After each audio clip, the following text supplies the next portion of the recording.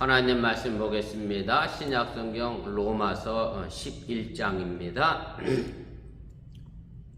로마서 11장 우리 25절 말씀에서 36절까지 말씀입니다. 우리 한 절씩 교독하시고 36절은 함께 읽도록 그렇게 하겠습니다. 형제들아, 너희가 스스로 지혜 있다 하면서 이 신비를 너희가 모르기를 내가 원하지 아니하노니, 이 신비는 이방인의 충만한 수가 들어오기까지 이스라엘의 더러는 우둔하게 된 것이라. 그리하여 온 이스라엘이 구원을 받으리라. 기록된 바 구원자가 시온에서 오사 야곱에게서 경건하지 않은 것을 돌이키시겠고, 내가 그들의 죄를 없이 할 때에 그들에게 이루어질 내 언약이 이것이라 함과 같으니라. 복음으로 하면 그들이 너희로 말미암아 원수된 자요 택하심으로 하면 조상들로 말미암아 사랑을 입은 자라. 하나님의 은사와 부르심에는 후회하심이 없느니라. 너희가 전에는 하나님께 순종하지 아니하더니 이스라엘이 순종하지 아니하므로 이제 긍휼을 입었는지라. 이와 같이 이 사람들이 순종하지 아니하니 이는 너희에게 베푸시는 긍휼로 이제 그들도 긍휼을 얻게 하려 하심이라. 하나님이 모든 사람을 순종하지 아니하는 가운데 가두어 주시는 모든 사람에게 긍휼을 베풀려 하심이로다. 깊도다 하나님의 지혜와 지식의 풍성하며 그의 판단은 헤아리지 못할 것이며 그의 길은 찾지 못할 것이로다. 누가 주의 마음을 알았느냐? 누가 그의 문서가 되었느냐? 누가 주께 먼저 드려서 갚으심을 받겠느냐? 이는 만물이 주에게서 나오고 주로 말미암고 주에게로 돌아가매라. 그에게 영광이 세세에 있을지어다. 아멘. 예, 오늘은 32가입니다. 이스라엘을 향한 하나님의 비밀, 이스라엘을 향한 하나님의 신비라는 말로도 우리가 설명할 수 있을 거고요. 내용이 좀 길어서 제가 오늘과 또 다음 주에 이어 함께 해 나가도록 하겠습니다. 그래서 내용분해를 먼저 보시면 이스라엘의 종말론적 미래라고 하면서 11장 전체가 그럼 이스라엘이 하나님이 예수님을 보내셔서 이 땅에 복음을 전했을 때 그 이스라엘들이 그 복음을 거부했는데 그 거부한 결과와 그들의 미래가 과연 그럼 어떻게 될 것이냐, 이런 부분을 전체적으로 이야기를 하면서 오늘 11장을 마무리하는 것이 오늘 본문 말씀의 내용입니다. 그래서 실제적으로는 이제 32절까지가 로마서 11장의 내용이 끝이라고 얘기할 수 있을 것 같고요. 33절 말씀부터 마지막 36절까지는 일종의 송영구가 붙어 있습니다. 그래서 사도 바울이 구약 성경을 인용하면서 이제 11장 전체를 마무리하면서 결론을 맺음으로 이제 송영구로 끝을 내게 되는데, 그래서 우리가 로마서를 크게 둘로 나눠 본다라고 하면 1장에서부터 11장까지를 일반적으로 흔히 교리 내용에 관련된 이야기다, 그러면 이제 신학적인 내용이다라고 이야기를 하고요. 그 다음에 이제 12장에서부터 마지막 15장까지가 제가 오늘 6번의 제목에도 그렇게 썼습니다만 의롭게 된 그리스도인의 생활. 그래서 실제로 그럼 예수 믿은 사람들이, 그 교리로 예수 믿은 사람들이 그럼 어떤 생활을 해야 할 것이냐. 그래서 여러분들이 잘 아시는 것처럼 12장 1절의 말씀은 이렇게 시작하죠. 너희가 하나님의 거룩한 산 제사가 되다, 제물이 되다 라고 하면서 실제적으로 우리가 살아가야 될 삶의 모습들에 관하여 이야기를 하게 됩니다. 이런 내용은 이제 사도 바울이 썼던 다른 편지에 보면 또 에베소서도 그렇고 골로새서도 그렇고 전반부에는 주로 교리적인 내용이 나와 있고 후반부는 종과 주인의 상전의 관계 혹은 부부의 관계 이런 식으로 실생활에 관련된 문제를 이야기하고 있는 비슷한 그런 형식을 이제 가지게 됩니다. 그래서 오늘 이스라엘을 향한 하나님의 비밀 이 마지막 단락으로 해서 사도 바울이 전하고자 하는 교리의 내용을 정리를 하게 되고요. 근데 실제로 신학자들이 얘기하는 것은 그래요. 사도 바울이 의도적으로 1장부터 11장까지 교리를 써야지, 그 다음에 12장부터 마지막까지는 내가 신앙인으로서의 실천의 편을 써야지, 이런 계획대로 쓴 게 아니라 로마 교회 상황이 그러다 보니 써다 보니까 내용이 이렇게 분류된 거지, 사도 바울이 애초부터 그런 의도를 가지고 쓴 것은 아니다, 일반적으로 그렇게 이야기를 합니다. 우리가 본문 개요를 보도록 하겠습니다. 그래서 사도 바울이 지금까지 설명해 온 하나님의 구원의 역사와 이스라엘의 관계를 이 문단에서 이제 마지막으로 이제 정리를 하게 되고요.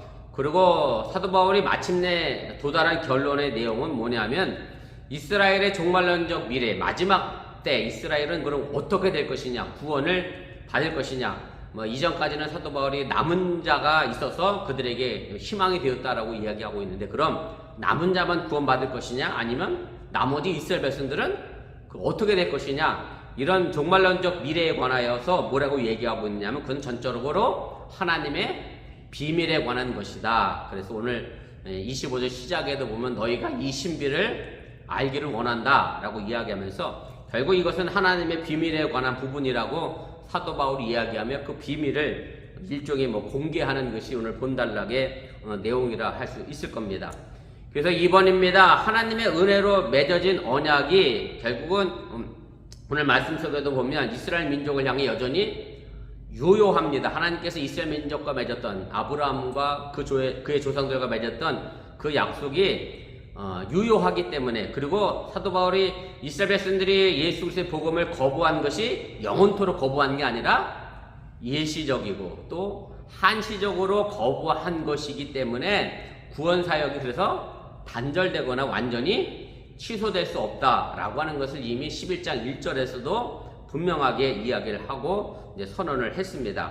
그래서 이제 바울은 이방인의 기독교와 그다음에 유대교가 쉽게 말하면 이제 공존의 관계성 속에서 있다. 그러면서 이제 떡 반죽 그릇을 이야기하면서 떡덩이가 한 덩이를 떼어냈어도 나머지 떡도 이제 거룩하고, 또 감람나무 뿌리가 올라왔지만 참감람나무 가지가 잘라져 나갔다고, 그래서 돌감람나무 가지에 접붙임으로 해서 그 뿌리 자체가 없어진 건 아니기 때문에 이제 유대교와 이방인 기독교가 공존의 관계성 속에서 나가야 될 구원의 미래를 이제 절망을 하게 되고요.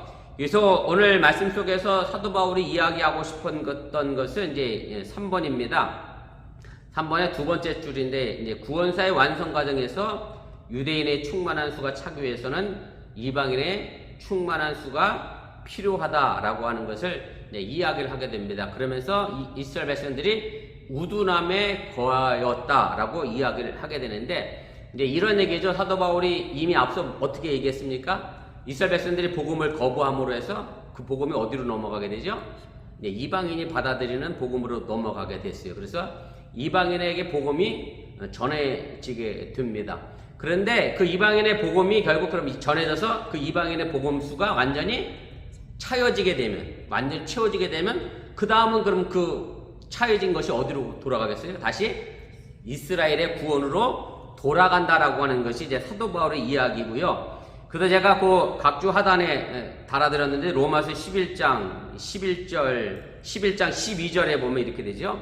그들의 넘어짐이 세상에 풍성함이 됐다. 그래서 여기서 얘기하는 이제 그들은 이스라엘 백성들이 예수의 복음을 거부한 것을 이야기하게 되고, 그들의 실패가 이방인의 풍성함이 됐다. 그래서 이 유대인들이 사실은 충만하게 되면 이방인들의 구원도 더 크게 나타날 것이다 라고 이미 얘기를 했고요. 오늘 보면 시작에도 보면 이렇게 되죠. 이 신비는 이방인의 충만한 수가 들어오기까지 이스라엘의 도로는 우둔하게 된 것이다. 그래서 이스라엘 백성들이 계속해서 이 우둔함에 고아져 있는 것, 쉽게 말하면 복음을 거부한 완악함이나 완검에 빠져 있는 이유는 결국 뭐예요? 이방인들의 복음의 수가 채워지기까지를 기다리기 위한 하나님의 섭리다라고 하는 것을 이야기를 하게 되고, 그래서 이스라엘과 이방인의 기독교의 어떤 종말론적 구원사의 길은 상호 충만을 선결 조건으로 하고 있다라고 하는 얘기입니다. 사도 바울이 이스라엘의 구원의 때를 언제로 보고 있느냐에 대한 부분도 우리가 이 부분에서 생각해 볼 수 있는 것 가운데 있는데, 제가 다시 또 설명하겠습니다만, 사도 바울은 그래서 이방인의 충만한 수가 완전히 채워지면 이스라엘 백성들이 구원을 얻게 되는 하나님의 신비와 비밀이 있잖아요. 그래서 뭘 열심히 더 했겠어요? 이방인의 사도로서 자신이 이방인들에게 복음을 더 열심히 전하게 된 거예요. 왜냐하면 사도 바울이 열심히 전하면 전할수록 이방인의 충만한 수가 빨리 채워질 거고, 그렇게 빨리 채워지게 되면 사도 바울이 원했던 것처럼 자신의 동족 이스라엘 백성들이 구원에 이르게 된다라고 생각했기 때문에, 그래서 사도 바울은 열심히 세 차례의 전도여행을 다니면서 이방인의 복음을 위하여 매진했다라고 하는 얘기고, 그러면서 사도 바울 스스로도 사실은 예수 그리스도의 재림이 언제쯤 올 거라 생각했느냐면 자신이 죽기 전에 예수님이 다시 오실 것이다 라고 그렇게 기대했던 것으로 우리가 이제 보이게 됩니다. 우리 2페이지 제일 꼭대기로 올라가도록 하겠습니다.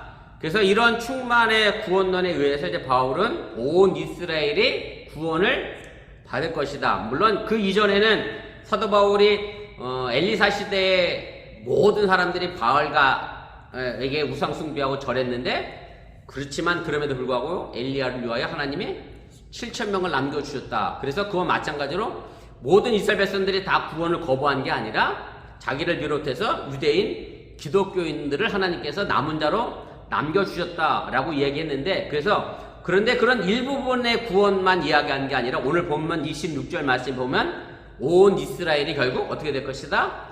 구원받게 될 것이다 라고 이야기를 하게 되고요. 그래서 오늘 사도 바울이 선언하고 있는 이 말씀 속에서 정말 중요한 건 온이라는 단어고, 결국 하나님의 구원사가 궁극적으로는 총체적인 완성을 향하여 가고 있음을 이야기를 하게 됩니다. 5번입니다. 그래서 물론 이런 과정에서 파생되는 것이 있는데 뭐냐면 이스라엘의 실패죠. 완악함이고 완고함이고, 오늘 본문 표현대로 이야기하면 우둔함이고, 이것은 쉽게 말하면 전체 완성을 위하여 어쩔 수 없이 거쳐가야 하는 한 과정으로 사도 바울은 이 일을 하고 있고요. 그래서 사도 바울의 표현이긴 합니다만은 모든 것이 합력하여 선을 이루어가는 것에, 이 모든의 것이 좋은 일만 있는 것은 결코 아니고, 때로는 내게 아프고 나쁜 일도, 어려운 일도 결과적으로 보면 합력해서 우리에게 선을 만들어가는 좋은 역할을 하게 된다라고 하는 것으로 사도 바울은 이스라엘의 우둔함은, 완악함을, 완고함을 이제 받아들이고 있다라고 하는 얘기입니다.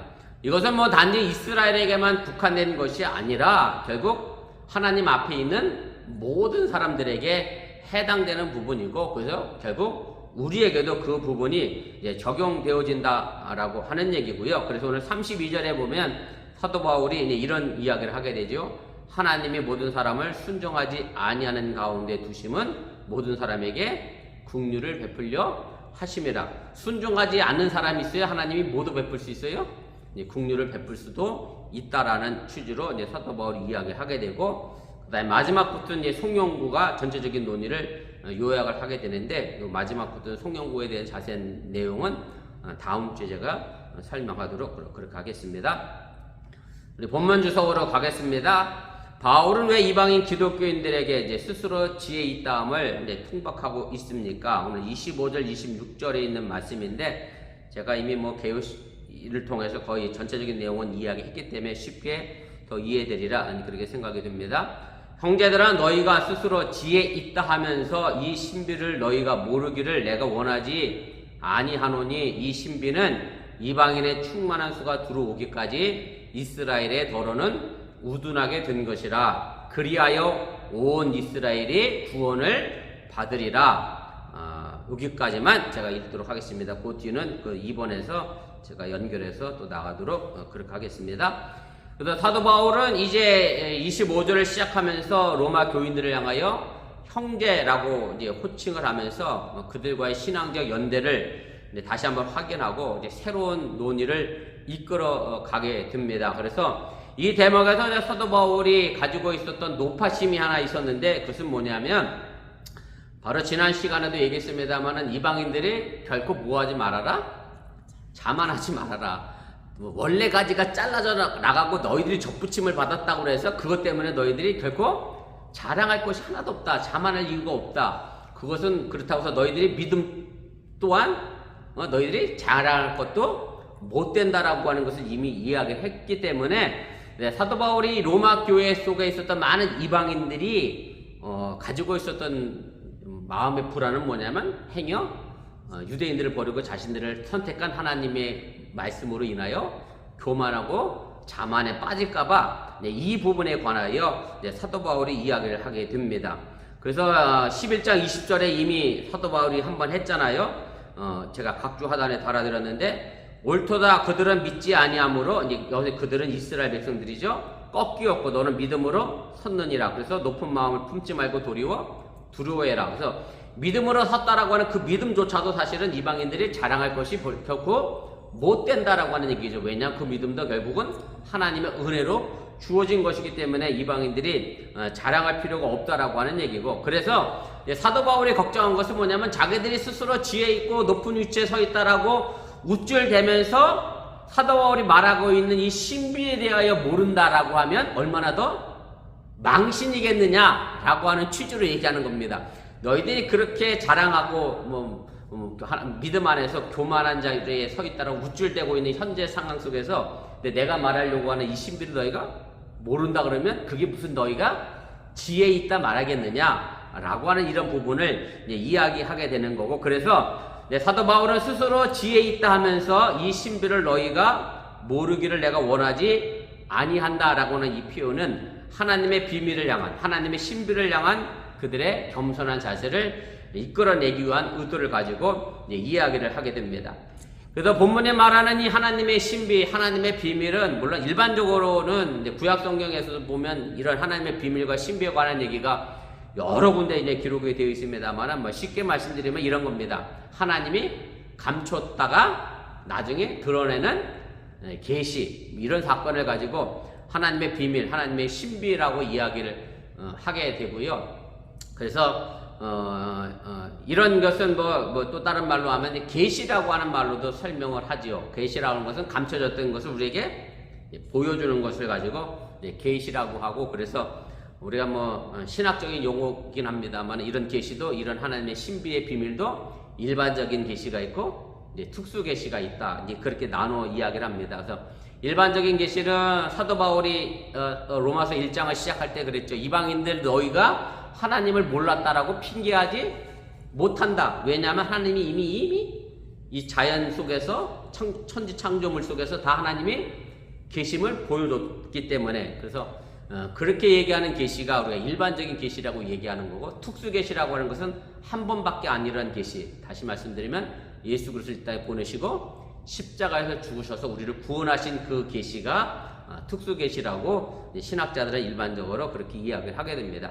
그래서 오늘 여기 나와 있는 이 하나님의 비밀, 신비도 마찬가지고 그동안 숨겨졌다가 계시로 나타난 하나님의 비밀을 이제 가르치는 거고, 오늘 여기서 이야기하고 있는 사도 바울의 이 하나님의 신비와 비밀은 결국 이방인들의 수가 꽉 차게 되면 그 다음은 어디로 가요?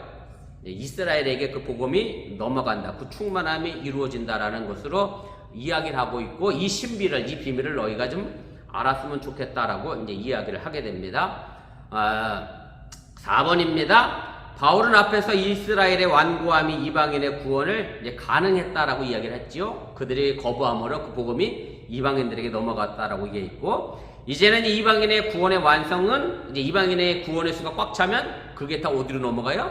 이스라엘의 구원의 수로 넘어간다라고 하면서 서로 연결되어 있음을 다시 한번 이제 강조를 하게 됩니다. 5번입니다. 그래서 바울이 여기서 강조하고 있는 것은 이방인과 이스라엘의 구원은 상호 보완적인 관계에 놓여져 있다라고 하는 점이고요. 그래서 이스라엘의 완고함은 결국 여기 표현대로 하면 이스라엘의 우둔함은 이방인들을 구원에 이르기 위한 하나님의 섭리 속에 있고, 또 이방인이 구원받아 그 수가 꽉 차게 되면 다시 유대인의 구원으로 넘어오게 된다. 그래서 이스라엘의 우둔함은 영원토록 지속되는 게 아니라 한시적으로 유보적으로 이루어지는 그런 부분이다 라고 하는 것을 이미 말씀을 드렸습니다. 6번입니다. 그래서 그 완고함의 시간을 단축시키기 위해서 제가 아까 말씀드렸던 것처럼 바울은 이방인의 선교에 더 매진해야 할 필요성이 있었고, 그래서 마침내 이스라엘의 충만함을 도래시킬 수 있기 위하여 사도 바울이 열심히 복음 전하는 일에 최선을 다하여 그 구원의 시기를 앞당기고자 했다라고 하는 얘기입니다. 7번입니다. 온 이스라엘은 구약 성경에 자주 나오는 그런 표현이고, 동시대 이스라엘 민족 전체를 그런 의미하는 단어로 사용하고 있고, 그래서 사도 바울은 아무튼 자신의 동족이, 이스라엘 민족이 전부 다 구원받기를 원해서 하나님의 복음을 전하고 있다라고 하는 얘기고, 사실은 이런 관점에서 세계 속에서 나가고 있어 복음 전하는 선교사님들의 수고와 헌신도 사실은 하나님의 구원의 수를 채우는데, 결국 그 구원의 수가 채워지게 되면 이 땅에 예수 그리스도의 재림의 역사가 일어나게 된다라는 것을 우리가 또 같이 생각해 볼 수가 있습니다. 2번입니다. 우리 3페이지 제 꼭대기로 가도록 하겠습니다. 바울이 이 모든 이스라엘의 구원을 증명하는 구약 성경의 본문은 무엇입니까? 오늘 26절 후반부와 27절에 나와 있는 얘기인데요. 26절은 전반부는 이거죠. 온 이스라엘의 구원을 받으리라. 그래서 기록된 바에서 이제 이사야의 말씀을 사도 바울이 인용합니다. 26절의 한 구절 그리고 27절의 한 구절에서 두 구절을 인용하게 되는데, 구원자가 시온에서 오사 야곱에게서 경건하지 않은 것을 돌이키시겠고 내가 그들의 죄를 없이 할 때 그들에게 이루어질 내 언약이 이것이라 함과 같으니라. 그래서 이사야서의 두 구절 말씀을 이제 사도 바울이 인용을 하게 됩니다. 먼저 26절에 있는 말씀은 이사야서 59장 20절 21절 있는 말씀을 인용한 내용이고요. 그리고 27절에 있는 말씀은 이사야 27장 9절 말씀을 인용하고 있는 그런 내용입니다. 특별히 26절은 사실은 앞부분만 인용을 했는데 보세요. 제가 각주 하단에 달아드렸습니다. 4번입니다. 여호와의 말씀이니라 구속자가 시온에 임하여 야곱의 자손 가운데서 죄가를 떠나는 자에게 임하니라. 이렇게 돼 있는데, 이렇게 돼 있죠. 그래서 로마서에는 사도 바울이 구속자가 아니라 이제 구원자라는 말로 바꿔서 인용을 했고요. 그 다음에 27절 말씀의 내용은 5번에 있습니다. 야곱의 불의가 속함을 얻으며 그의 죄 없이함을 받은 결과는 이로 말미암나니. 그래서 결국 죄 이 두 구절의 말씀의 핵심적인 내용은 뭐냐면, 하나님이 이스라엘 백성들과의 교회 관계에서 그들의 죄를 용서해 주실 것이다. 그래서 용서해 주셨다라고 하는 얘기는 완악했던 그들을 용서하셔서 다시 뭐 하시겠다? 구원에 이르게 하시겠다라는 것으로 사도 바울은 해석하고 적용하고 있다라고 하는 얘기입니다. 그래서 구약 성경 이사야에서는 구속자라고 되어 있습니다만 사도 바울은 이 말을 이제 구원자라는 말로 썼고요. 물론 성경에서 구원자는 하나님을 가르칩니다. 구속자라고 하는 말도 하나님을 가르치는데, 사도 바울은 여기서 뭘 의도하고 있는 거냐면 하나님이라는 개념보다는 예수 그리스도로 이해하고 이제 받아들였다라고 하는 얘기고, 그래서 구약 성경에서 그 구원자가 오시게 되면 이스라엘 백성들에게 무엇가 임하겠어요? 당연히 죄를 없애고 구원을 주시는 것으로 이야기를 하게 되는데, 물론 거기에 단서가 붙어 있긴 합니다. 죄가를 떠난 사람에게 주어지는 구원의 은혜지, 죄가를 떠나지 않은 사람에게도 하나님이 모든 긍휼과 은혜를 베푸는 것은 아니다라는 것 꼭 기억하시면 좋겠습니다. 그래서 우리가 하나님의 공유와 사랑의 관계성 속에서 하나님은 공유도 하시지만 반드시 사랑도 있고, 또 사랑하다 보면 공의가 사라지게 되는데, 이 공유와 사랑은 항상 균형적인 관계에서 속에서 하나님은 우리에게 역사하신다라고 하는 그런 말씀입니다. 3번입니다. 그래서 야곱이라고 하는 말로 썼습니다만은 결국 이 야곱의 죄가를 멀리 하겠다, 떠나게 하겠다는 얘기는 이스라엘 민족 전체를 의미하는 그런 개념이고, 돌이키시겠다라고 하는 얘기는 이스라엘의 구원의 장애물이 되는 모든 완악한 부분들의 마음, 불신의 마음을 제거해서 예수님 믿게 대한 신앙으로 돌아가서 구원을 얻게 하겠다라고 하는 그런 의미고, 그래서 사도 바울은 이 완악한 이스라엘 백성들의 마음을 이제 경건치 못하다, 경건치 않다, 불경하다라는 말로 바꿀 수 있는데, 경건치 않고 불경한 사람들은 전부 뭐냐면 그때 당시는 이방인들을 가르치는 단어였는데, 사도 바울은 그 표현을 사용해서 설명하고 있습니다. 그래서 사도 바울이 오늘 이사야에서 구약 성경을 인용한 것은 여기서뿐만 아니라 다른 부분에서도 마찬가지겠습니다만은 이스라엘을 심판한다는 의미로 구약 성경을 인용한 게 아니라 전부 이스라엘을 하나님이 구원시키겠다라는 의미로 낙관적 희망을 가지고 이제 구약 성경을 인용하고 있다라고 하는 얘기고요. 5번입니다. 그래서 26절에 인용구에 나와 있는 이스라엘이 경건치 않은 것을 돌이키는 행위, 그 다음에 27절에 나오는 거죠. 그들의 죄를 없이 하는 행위, 이 모든 것은 온 이스라엘의 구원을 전제로 해서 하나님께서 용서와 긍휼과 은혜를 베풀어 주신다라고 하는 얘기고, 그래서 사도 바울에 의하면 이 용서의 근거는 누구를 믿으면? 예수 그리스도를 믿으면, 예수 그리스도를 통해서 주어지는 새로운 구원의 역사를 의미한다라고 하는 얘기입니다. 그래서 사도 바울은 이런 인용구를 통해서 장차 백성들이 회개하여 돌아오면 그리스도의 복음이 어떤 식으로든 그들의 영향을 주고 은혜를 베풀어 구원에 동참하게 될 것을 재차 확인하고 이제 강조를 하게 됩니다. 마지막 3번입니다. 이스라엘은 그런 지금 어떤 상태에 놓여 있습니까? 28절의 말씀의 내용입니다. 복음으로 하면 그들이 너희로 말미암아 원수된 자여 택하심으로 하면 조상들로 말미암아 사랑을 입은 자다.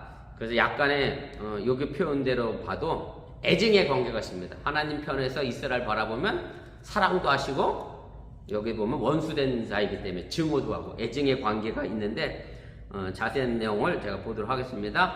사도 바울은 이 문장을 이제 약간 수사학적 그런 문장으로 평행구조를 의식하면서 이제 썼고요.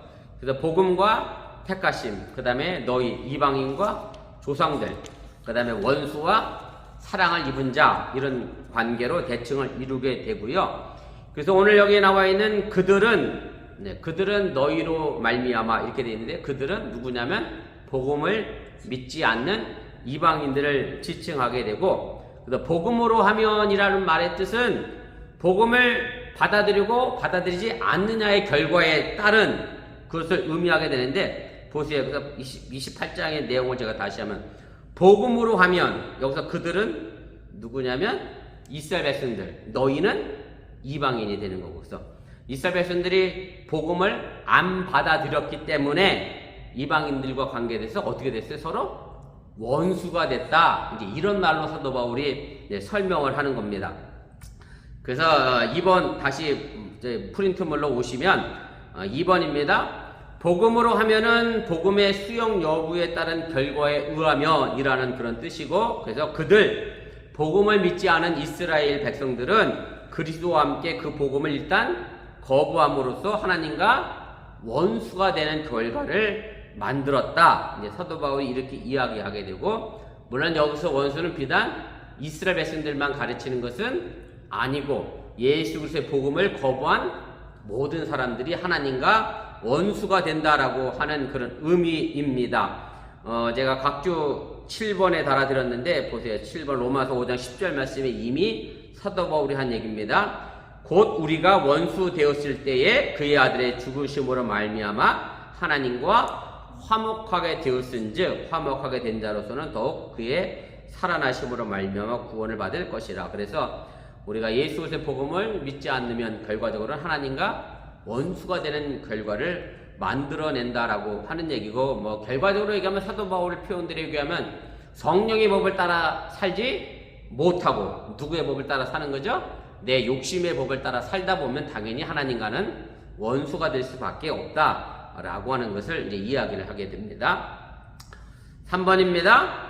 그래서 이제 이런 이스라엘과 하나님과의 원수되면 결과적으로는 하나님의 구원사적 입장에서 보면 이방인들에게는 구원의 기회를 제공하는 결과를 만들었고요. 이것도 이미 앞서 사도 바울이 다 얘기했던 거죠. 로마서 11장 12절 각주 9번입니다. 그들의 넘어짐이 세상에 풍성함이 됐고 그들의 실패가 이방인의 풍성함이 되었다라고 이야기를 했고, 또한 그들의 원수됨은 세상과 결국 하나님의 화목을 이루는 결정적인 매체가 됐다. 그래서 예수 그리스도가 이 땅에 화목의 제물로 오시게 되는 사건을 만들었다라고 이야기를 하게 됩니다. 그래서 이런 관점에서 보면 이스라엘 백성들이 하나님을 통해서 예수 그리스도를 보내주시고 그 예수 그리스도를 거부했던 이 암울한 인간의 현실이 결코 암울한 것만은 아니다. 선한 일로도 하나님은 언제든지 활용하시고 받고 가신다라고 하는 얘기고, 아까도 말씀드렸던 것처럼 합력해서